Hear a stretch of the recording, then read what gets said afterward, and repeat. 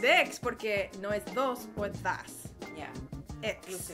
Inclusivity. Yes, we're on our way to finding the right way to talk about people that doesn't hurt people. Yes. So that's why we use X instead of grammar female or male. Or, yeah, there's way more than one, two. For sure. For sure. Anyways, bienvenidex. Bienvenidex. Todos. Oh my gosh. Okay, so madre, right? So good. I cried, I laughed, I called my own mother. You did? Yes. What'd she say? It was like, why are you calling me? It's 3 a.m. I'm joking. You are joking. No, I sent her a text being like, I love you. Oh my gosh. Lucky her. I don't know. Every time I listen to Madre, I tap into this part that reminds me of like the many times my own mom would go back to Mexico to take care of her family. Like, it's just such a real thing. You just fly and you go and you spend this time doing caretaking work, and it's hard. And it's really awesome that this play exists. Yeah. Yeah. Oof. Totes. So, you know, this week we got the Merendiando going. Yes. And we have an amazing, beautiful, gorgeous guest. Talented, boss-ass, bitch guest. I can't even wait to speak with them. They are a multi-disciplinary performance artist based in Toronto, a boss bitch, like I said, and our friend. Jessica Esmeralda Zepeda, also known as Sinvergüenzilla. Yes. So why did we invite her? Because Jessica is an amazing artist, and I've had so many transformative conversations with Jess about resilience as an artist, about trauma, about motherhood, about family and care. It's like they have so many amazing synthesized thoughts about this. A lot of them come from their own relationship with the world and their family, and I just thought they would be the perfect guest to invite. So I'm really excited for them to just like sprinkle some wisdom on all of us. Also, because we had such a beautiful guest, we were like, we need to bring the best snack. Best snack. Merendiando. So we took it to the professionals. And we got some food from La Bella Managua. Nicaraguan food at the corner of Ossington and Bloor. We had tres leches. We also had a veggie option and a meat option. Oh my god, there's so much good food there, and it's actually really well priced, and the portions are big. It's like, you should go there if you want good food, basically. La Bella Managua. La Bella Managua. It's all linked below in the text of this podcast, so don't you worry, we're hooking you up. And yeah, I guess... So now we're ready. We hope you have your snack with you, a little meriendita. And water. And water, always. Water is hydrate. life. Hydrate. Water is life.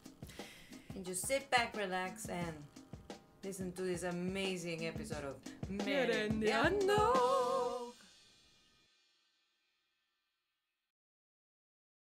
Hola! Hola! We're back for another Merendiando. Merendiando. After listening to that amazing play, Madre. Oh, so good. Yeah, so many feelings.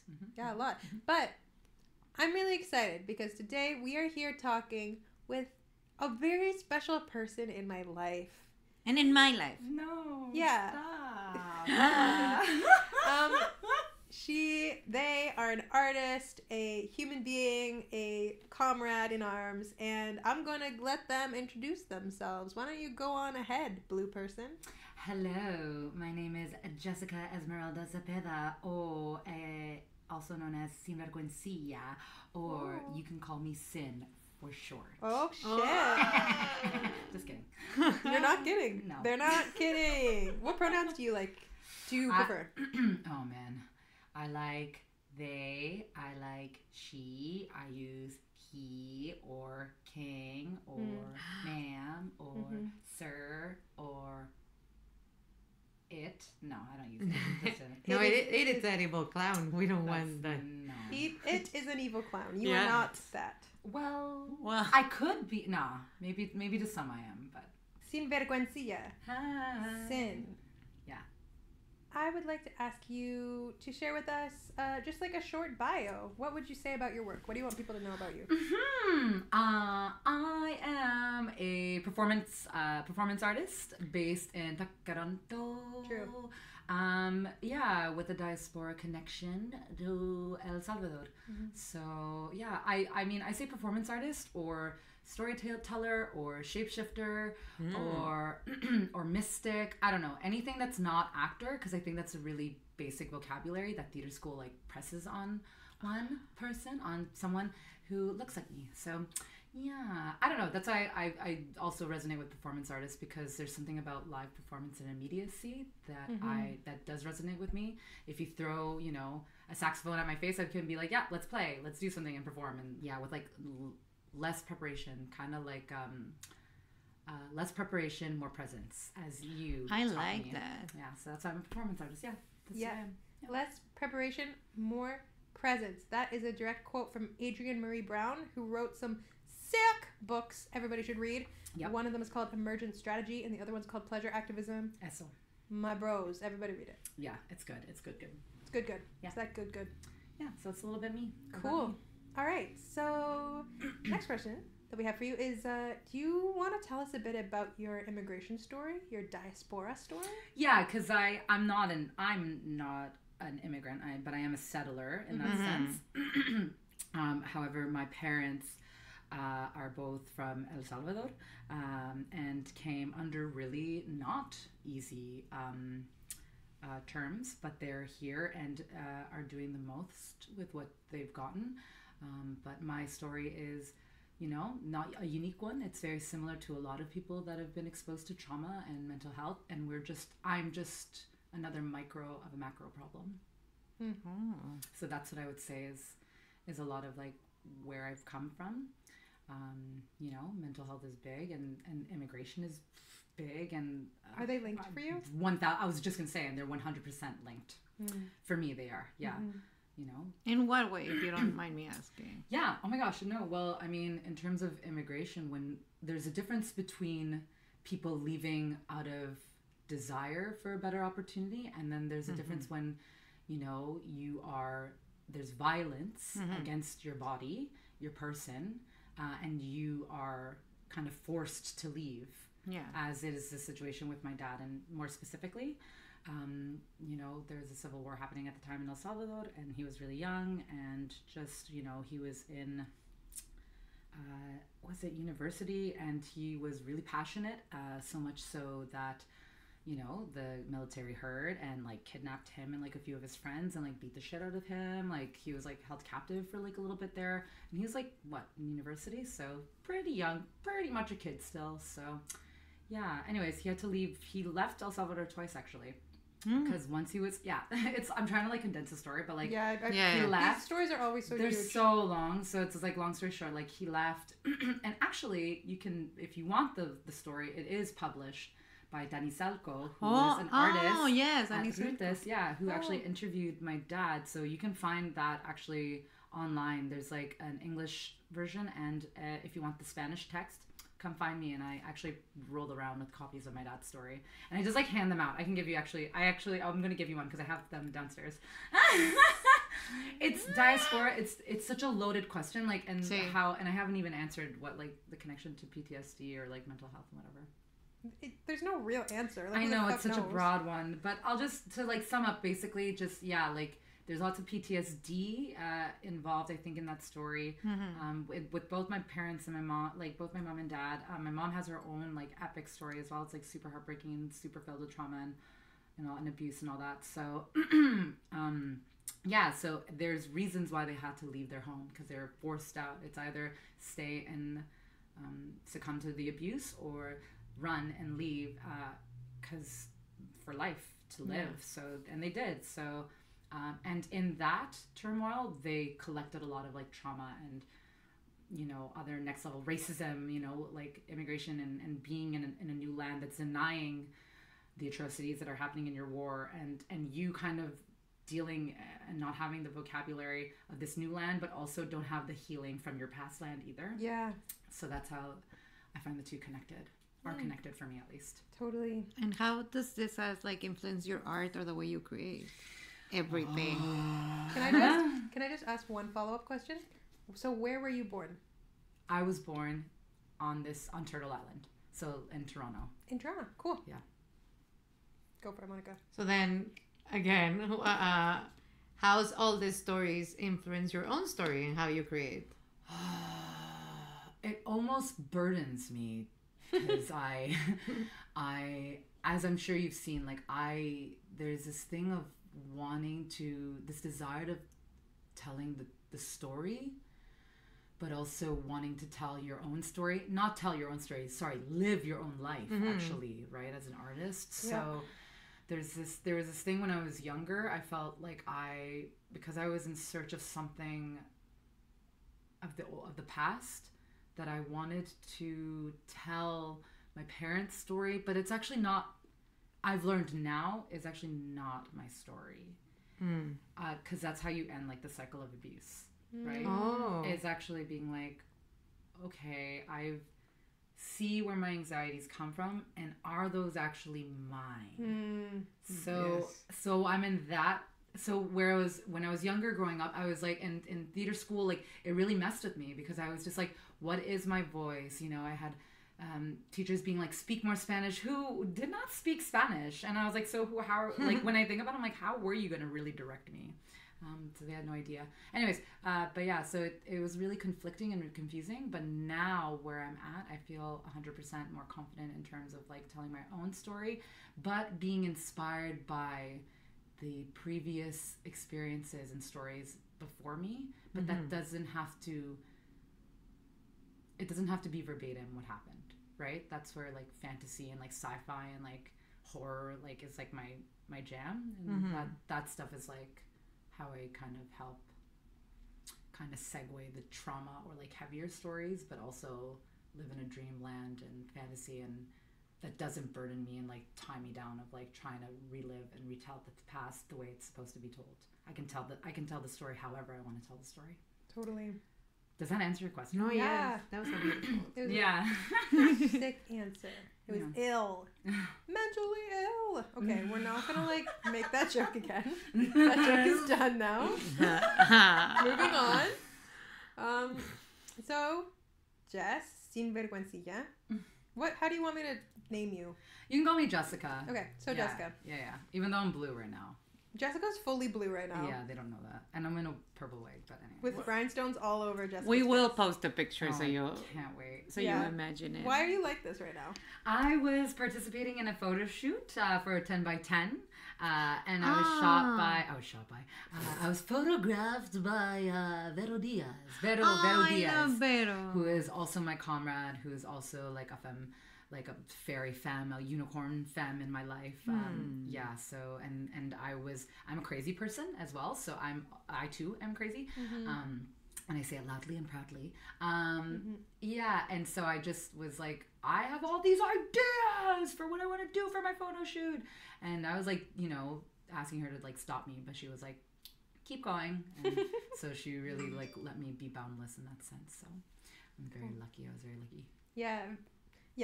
Vero Diaz has a like photography healing practice and company and like service called Phoenix Rising Studios, and you should totally check them out because it's like a blend between photography and indigenous land-based healing and ceremony. It's like really unique. It's very cool. Okay, so Jess, that sounds really cool. That's why you're blue. That is why I... Princess Nokia moment. So, how do you mother yourself, Jess? Oh man, how do I? You know what? It was something that I was bullied for a lot growing up, but now fully own it because I'm a bad bitch now, and not a child anymore. I'm fully woman, fully person, fully being, and I basically talk to myself. I talk to myself a lot, like and it's when you're a kid, maybe different now, but not when I was growing up. It was like very like, are you talking to yourself? And it was just a coping mechanism. But now, because there are other times where I hear very negative impulses or like, oh, you're dumb. And it's like, nope. I try to like mother myself by saying, nope, we don't talk to ourselves like that anymore. So I just realized in my journey that I have a habit of really like knocking myself down. So I'm in that mother where I'm like, nope, I'm mom now. And regardless of whatever that relationship is from the past, like I'm a healthy mom to myself. And that it doesn't need to be biological or anything. It can just be like, you are your mother now, and you can talk to yourself how you want to be talked to, and you can treat yourself the way you want to be treated. So if that means, you know, like you make meals for yourself when I have access to a kitchen, but like if you can cook for yourself, and if you're late to something because you were cooking for yourself, so be it.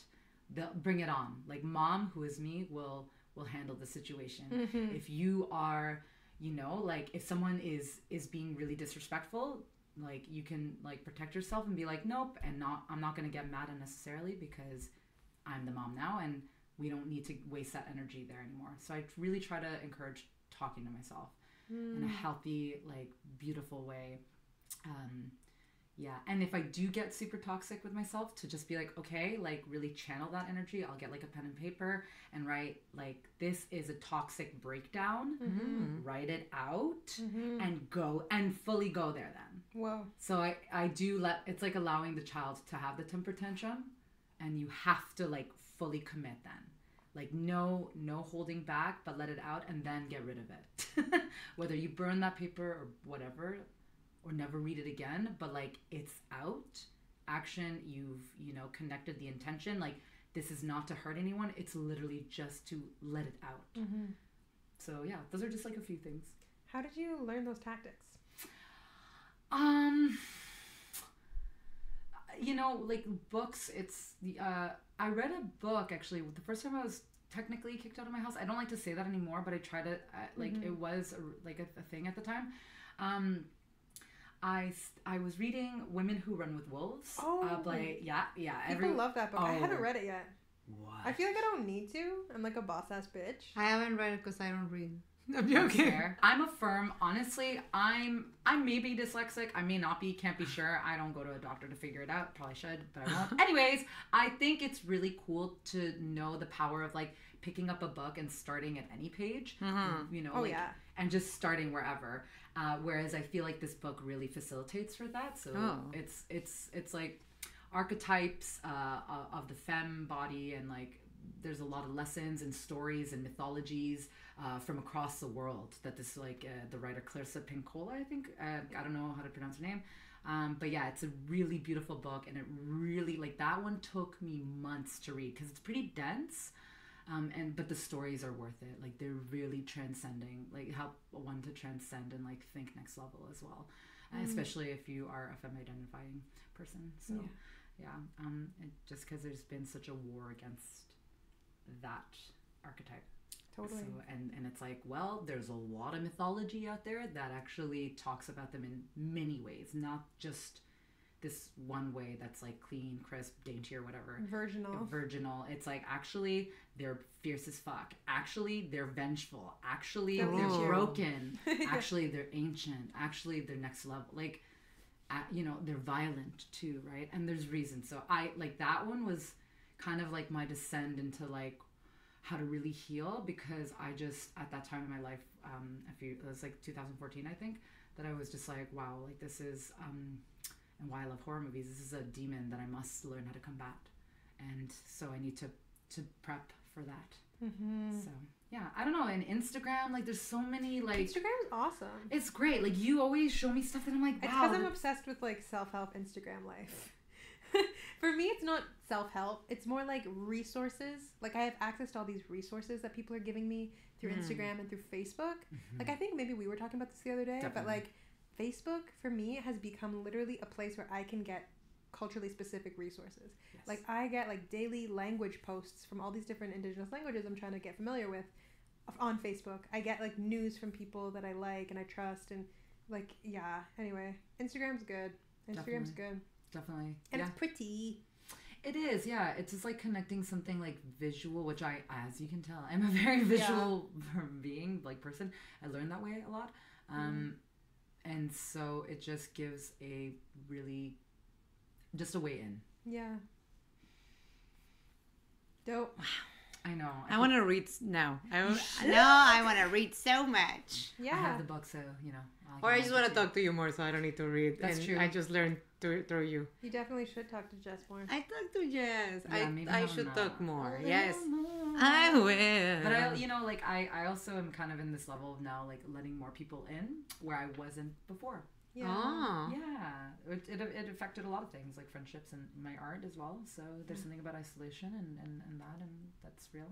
So it's so real. Right? We all deal with it. We all do. I'm kind of like dealing with it right now. Lol. Yeah. Okay. Next question. Yeah. Jess, do you want to be a mother one day? Is that something in your brain? I totally am a mother already. Ooh, I have a little conejito muy lindo. Mi boncito, míralo, he's so cute. So I am a mother, actually. Interestingly enough, when I was out of my place in 2014 and finding a new home, I actually stumbled upon my son, which is a rabbit, named Buns. And I was like squatting in this couple's apartment that eventually they're splitting up. And so I had always taken care of rabbits in the past. And my last rabbit, actually, oh my God, I'm confessing. Okay, so my last rabbit before that, like years ago, I had to let go because he was sick and I couldn't afford to I was still a kid as well. So I didn't have a job or anything. So I couldn't really invest. It was irresponsible, full on. I couldn't invest in like the maintenance of his well-being. So he got sick and was dying and I had to let him go. So I let him go in the wilderness. And in that moment, I was like, I watched him go and I promised myself, you will never have another rabbit again because you are completely irresponsible. And so I remember telling myself that, and years later I found myself in the situation where I had to be squatting in this like lesbian couple's home or whatever that was like splitting up, and then I took on the lease and they left, and one of the girls was like, this was one of my best friends at the time, and she was just like, I have this rabbit. And I was like, so what are you gonna do? You're moving to Alberta. And she was just like, well, I was thinking maybe like either take him with me. I could hear hesitation, and I was like, leave him here with me. I can take him. And I just felt like it was like the universe being like, you're ready now. Like you have a home now. That was years ago. You let go of that rabbit. Here's this rabbit that needs a home just like you. And we like found each other, and he found his way into my life and he and mine. So I feel like I took him on. I took a mom. I am the mom. No, I am the mom now. I took on mom. Yeah, so I just feel like I am a mom in that sense. I don't know. I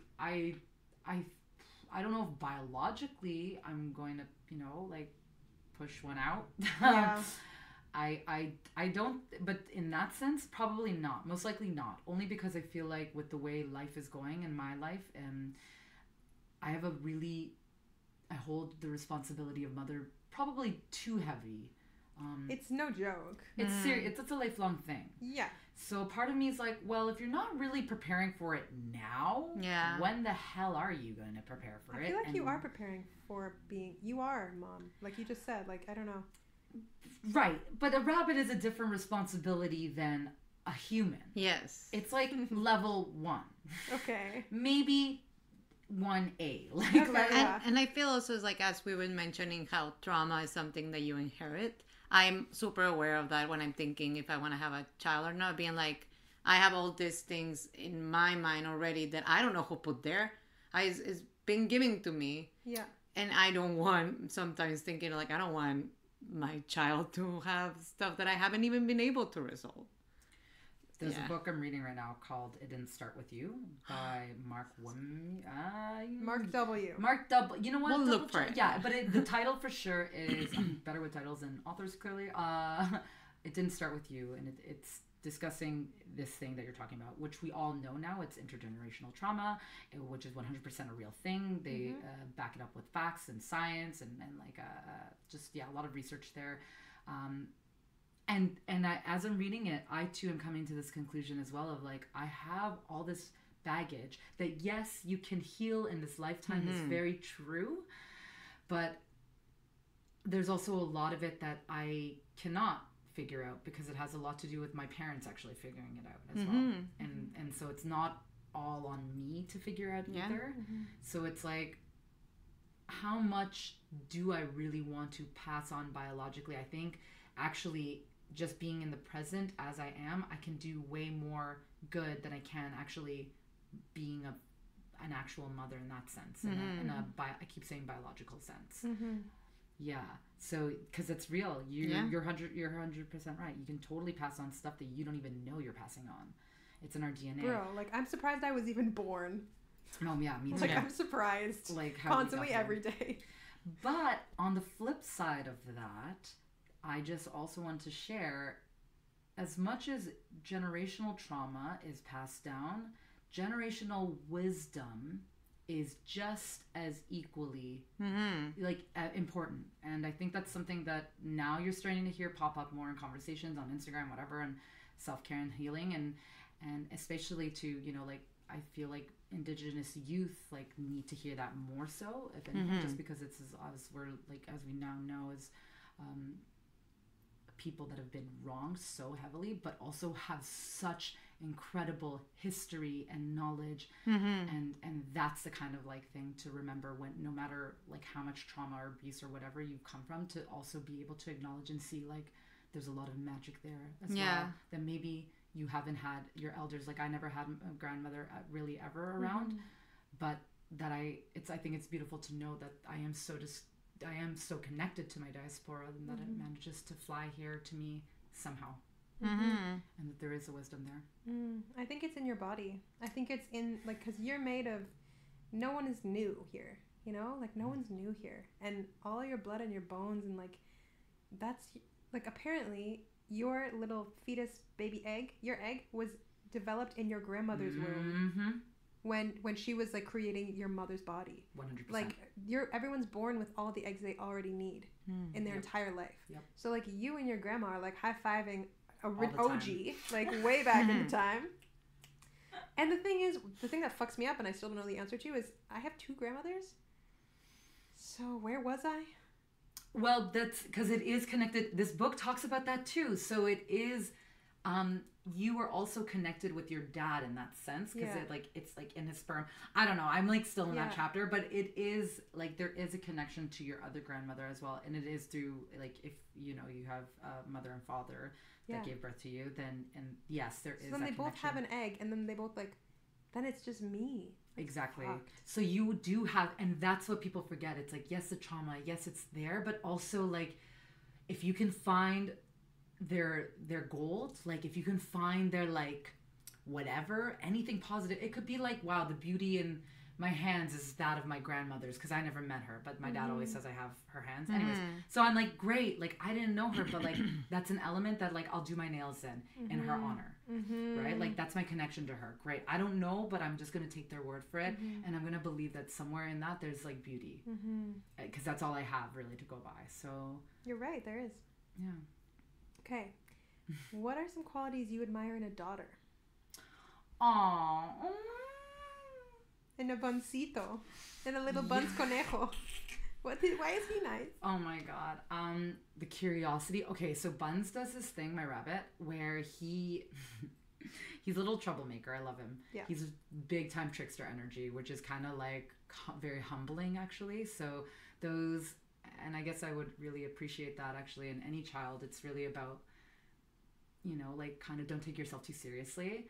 Like stay curious, and you might like flop on your butt, and like, you know, have to like feel like a ways. Your ego might be like, I feel stupid for trying, but that's okay. You just like, you know, get the dirt off your shoulder and try again, and make a fool of yourself again and again and again. So and that's like me to the core. Like I will never probably get this life right, but I don't care. I know, I'm like, I kind of don't care. I kind of never want to get it right, because like I have all these wicked ass experiences that when I die, I probably won't ever have to come back. You know, like I'm like Frida Kahlo in that sense. Like I don't, like this is the one time I'm in, and that's it. You think Frida Kahlo's not coming back? She's probably present in all of us. Yeah, she like spread herself out. Yeah, like I think they're all like, that's. She just high-fived us in the sky. She's like, they got it, nailed it. Yeah. You know, so I don't know. I feel like we're all, like our spirits split probably, you know, like I don't know if I believe in reincarnation. I actually have no idea what I believe in. So all I can really go by is the elements in front of us, and like the land and the people and the angels in front of me. So yeah. Cool. So Jess, how does your community care for you, and how do you care for your community? They care for me a lot. I always learn this. I have more friends and allies and comrades than I let myself believe. So they are there for me, you know, with shelter, food. They're there, you know, when they're creating art and creating art consistently. You know, they're there when I don't know. They're everywhere. They're just. How do they care for you? How do they care for me? I think you give when you just create your own art, like really to the best of your ability with what you've got. People always invite me, which is really beautiful. So, because I am an artist, but I also know that I can be a bit like hard to work with, like 1000% hard to work with. And I know there's a variety of reasons for that. But that's my journey as well. But I feel really cared for when people don't let mental health, you know, give me a bad reputation, right? Or are like vouching for me. I know there are people vouching for me out there that are like, you know, if someone is gossiping or is throwing dirt or doesn't maybe know me and is speaking ill on my name, I know that there are people out there that are like, actually, you don't know the full story. And that's huge because I think that's, you know, or people giving me references. Like there are times where like I'll be at home, like there have been times in the past where I'll be at home alone, like thinking like, oh God, like I'm not an artist. And then there's an email of like someone like, oh, so-and-so Camila referenced you. Like I'm so-and-so, do you want to work on this project? And I'm like, that's the community. And that's beautiful because I didn't even, you know, I wasn't per se auditioning or, you know, mingling or like putting myself out there. I haven't performed in like a year or whatever, and people are still like knocking on my door. That's how I feel super cared for. Super cared for. That's true. Right? So, and to pass that along, right? To be like, and I think that's like what I try to do as well. It's like, okay, so if I have, you know, the attention on me, there's a moment where, you know, you can't always say yes to all these projects. Yeah. So then there's those moments like, okay, well, I'm actually full. Like I'm very plentiful with opportunities. I'm going to start passing the ball now and being like, you know what? I think so-and-so needs a shot now. I think so-and-so needs to like try or like a chance or like needs to be seen. So yeah, that's, I think how I try to reference people as well. Yeah. Cool. That's awesome. So this play, Madre, is like so complex, but like two huge themes of it are obviously mothers and like the relationship of mother-daughter and like how that can be helpful and difficult, and also like mental health, like deteriorating mental health and like kind of a power play.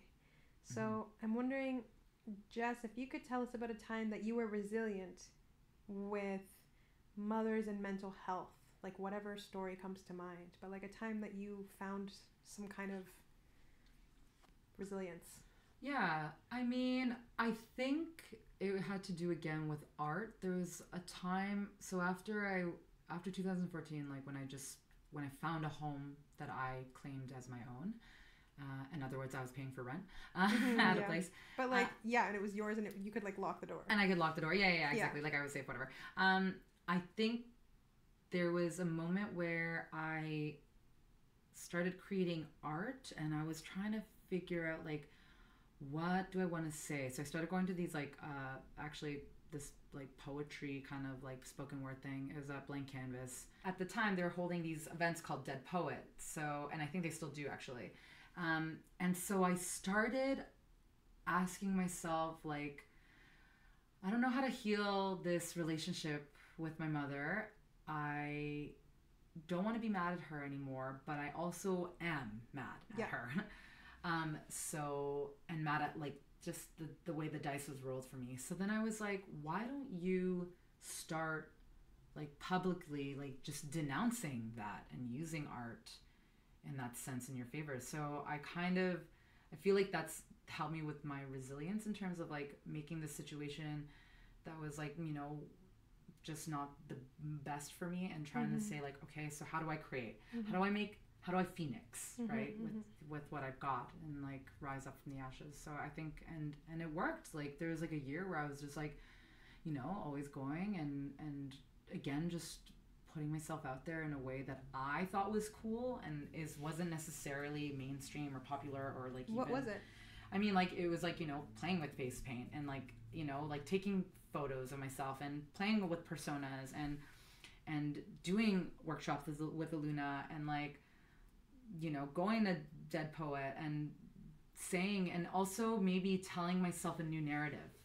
So I was like, instead of this like, like my relationship with my mom is so hard, struggle. And not to say that that's not okay. It's totally, obviously, it's necessary to go there. But I was just like, I need a new era. So then I started like really like hoping things would get better, and really started talking about that relationship openly, and in a more positive light through my art and with a public setting. And it inspired like a few artists. Like I remember there were a few younger artists that were like, I never knew I could talk about my mom and mental health before.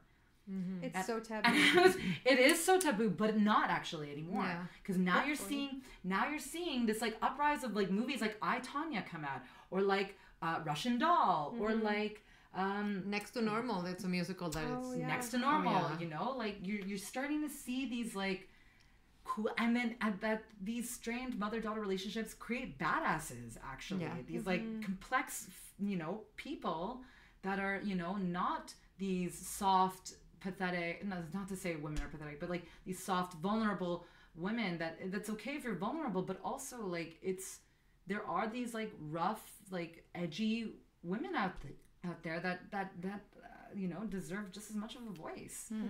So yeah, we're out there, and we're bad as shit. So resilient and so strong. Like, my mom was diagnosed with like severely depressed because also she it was like a mental health issue that started with a little tumor in her brain.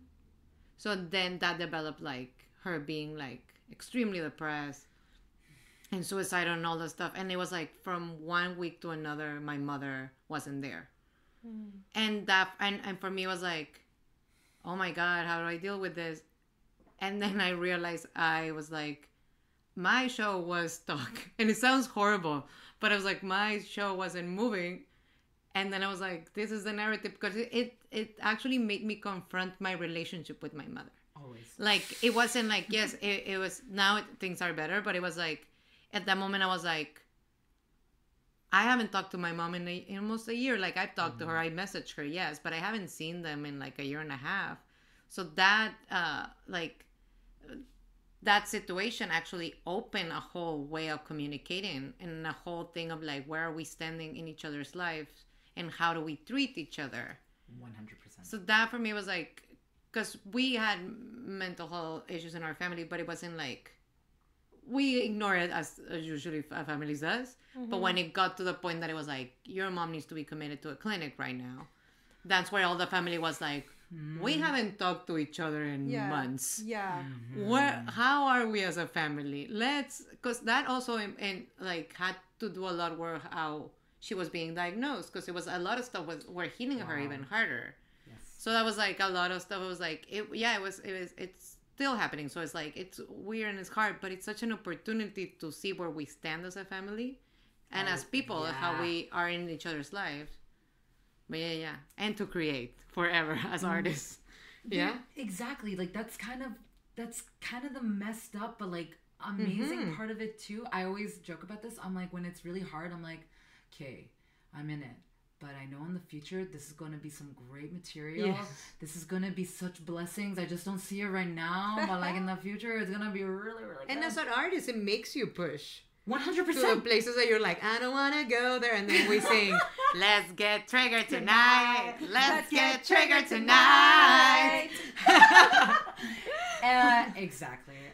Art saves lives. Yes. Yeah, it does. I used to be like, no, it doesn't, but that's because I was sad and bitter. But then I'm not like, but then you phoenix, and then you're just like, oh right, that's also a part of the journey. God damn it, you know, like that's and I feel like that's 100% what it is to be resilient.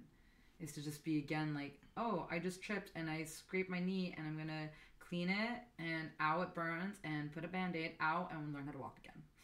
Yeah. And then it actually makes you realize that's why did you fail in the first time? Like, it's like, even like, why were you there? I don't know. Yeah, because like there's a deep reflection. Anyways, I feel like that's art is like was like a way to like help me be resilient to what was happening and dealing with other people's traumas and mental health and my mom's, you know, sanity and like well-being. But it's like Madre itself. Like the show became from like what Bea experienced with her own mother, and it's real, such a beautiful show that from all of us is like it made us talk. 100%. It made us talk. Like it made us like I can be like, oh, that I can feel that because my mom maybe it wasn't like that, but she also had so mental health. But even like in the future, like the way in the play is like her mom got sick. She's not there. Like as people who we tend to move around in the world. Yeah, it's so real. It's real, and also it's like this thing of like your mother or the person who cared for you is gonna get old to the point that you need to take care of her. Oh my God. And it's a reality that's so horrifying. My family talks about this all the time. Well, not talks about it, but it's like a real stress on my family because I was talking to even my friend today and she's like, why in this country do people just put their old people away? Oh like, my I God. can't. She's an artist. She's a poet, my friend. And a beautiful poet named Mona, I'm going to link her. She's an incredible Sudanese Egyptian poet. Awesome. But she's like, I'm making the decision to get a degree in interior design, and she's going to be amazing. And like, because she looked at the salary of the jobs in interior design, she's like, I can support myself and my mom. Mm-hmm. That's it. There's no joke about that. Like, that's what I'm doing, even though like, and art is important to me. It's like, you got to make those choices sometimes. 100%. Yeah. Yeah. I think about this a lot. I'm like, and I think that's also, again, going back to that question of like, do I see myself being a mother? Well, yeah, eventually those roles will be reversed and you will have to mother your mother. Your mother, yeah. Because she will not be, it's like the curious case of Benjamin Button. You know, we age like backwards or whatever, but there is that like the deterioration of the mind that is like, you know, you will have to be repeating things and you have to have patience and you have to, you know, wipe someone's bottom and you have to be there for the ugly parts or clean blood or vomit or whatever. And that's very the quote unquote grotesque, but it's actually incredibly human. Okay, so we got our last wrap up questions here. Last 3 questions. So now that we put our hearts out there, do it. Tell us something, un dicho, which is like a saying? Yeah, a phrase. A quote that you often use. Or that is like, it's always been inspiring. Oh my God. I don't know if it's inspiring, but I always laugh. I'm always like, ponete buso, man. Like, that's like what my parents would always say. Can you say it a bit louder? Ponete buso, which is kind of like, or it's like kind of like, I'd laugh if I was saying it wrong, because honestly, that's actually my life. Ponerte buso? But like, yeah, or like, ponete las pilas is another one. Yeah, like get ready. Yeah, exactly. Like, be ready. Just be on it, you know? Yeah, like, that, you know, ponete las pilas is actually like a bigger one, I would say, then. Yeah, me too. Yeah, so those two are like, yeah, that's like kind of slangy, I guess. But Vamos a ponernos las pilas y hacerlo. Like, yeah. Oh, like, it would just be like, hurry up, Jess, really. Like, but I just liked, I don't know, my parent, like, I feel like all again, like all of Central and South America, like they all have their own dialects and like slangs and right. So, but like, ponete las pilas, and my dad would just be like snapping his like fingers together. Yeah. So I don't know. That's like, I don't know if it's inspiring, but it's always one that just a favorite. It is. It's telling you, hey, life is now. Make it happen. Yeah. It's your moment. Let's go. Yeah. It's your yeah. And talking about life is now, make it happen. Who's your art or performer or theater crush at the time? Oh, of the time. Oh, damn. Right now. Right now, who's my theater crush? Oh my God, Augusto Bitter. Derp. Or I should say Yolanda Bonnell. I should just say, yeah, that's I don't care. I'm breaking all the rules here. I have 2, I have 3, maybe 5. Yeah, for sure. Everyone in this room, literally. Yeah, and like everyone in this room, everyone in the community, man. Like there are artists like again, Dainty Smith, isn't it? Imogen Quest, like she like burlesque performer. I'm breaking all the rules. I'm just dropping all these everywhere. Names. They're all like burlesque performers or like next level, like Sebastian Maciali, El like Toro. El Toro, who I went to theater school with. Like, there's just so many people in the game right now that I'm just like, yes, I'm watching you. Yes, I'm watching you. Who cares about what Johnny Depp is doing? Who cares about whatever they're doing? Basic. They're so basic. I forgot who Johnny Depp was. I was like, who's Johnny Depp? Who cares what Tim Burton's doing or whatever? And like, I'll put out my favorite people because like, who cares what Darren Aronofsky's doing? Because like, honestly, the people that I'm like sitting around with right now are the artists that I'm like, yeah, what the fuck are you doing? Yeah, tell me again, please, because I'm gonna need to remind myself later. Cool. And then, what is your favorite snack, or in Spanish, merienda? What is your meriendita snack? My snack is definitely not a snack because I'm Canadian and Salvadorian. I don't really know what that means, but like I like there is no snack in my life. I only eat meals. I only eat meals. I don't know what the snacking business of North American bullshit is. I have meals. Okay, I have a whole pizza to myself, or I have like meals, and I'll have maybe several meals. But a like day. merienda, let's say, is like, for me, it's like I would be like a concha with chocolate. So it's like a little piece of bread that is really like Mexican-y. Nice. So you have like something that you're like casamiento, man. Like casamiento is like, you don't know what casamiento? What is casamiento? Casamiento, it's like the perfect marriage of like the two perfect things, which is rice and beans. Oh. Which is actually kind of what we had. Yes. We didn't even talk about the food. Oh yes, let's talk about the food. We love food. We had some food from La Bella Managua. So it's food de Nicaragua. How do you say Nicaraguan food? Just comida nica. Then, We had plantain with casamiento, que is rice and beans. Queso fresco. Coleslaw, carne asada. Oh, salad. We just, you know. It was blessed. Or like pupusas, you know, like classic. That's again, see, I'm like... One time I went to your house for pupusas and I still think about how they tasted. LOL, she made you eat meat. It was I was actually like for a hot second forgot that you're a vegetarian because you just were like eating them already, and I was made a choice. We all let it be known. For my mom. I made a choice, and it was awesome. But yeah, pupusas again. See, like that's not a snack because it's like a full-on meal. It is. So there you go. That's it. Casamiento con pupusas or something. Yeah. I'm hungry now. Already hungry again. Take 12. Great. See, we have snacks. Snacks are overrated. Yeah, Meals. totally. I love snacks. Okay, well now we know Jess doesn't like snacks. I love snacks. Camila, it's as long as you give them food, they're if it's okay. a pupusa, I'm eating it. I don't really, I should care about what's in it because I'm a vegetarian, but also it's a pupusa, so I'm here for it. Exactly. I can't be, Sorry, bro.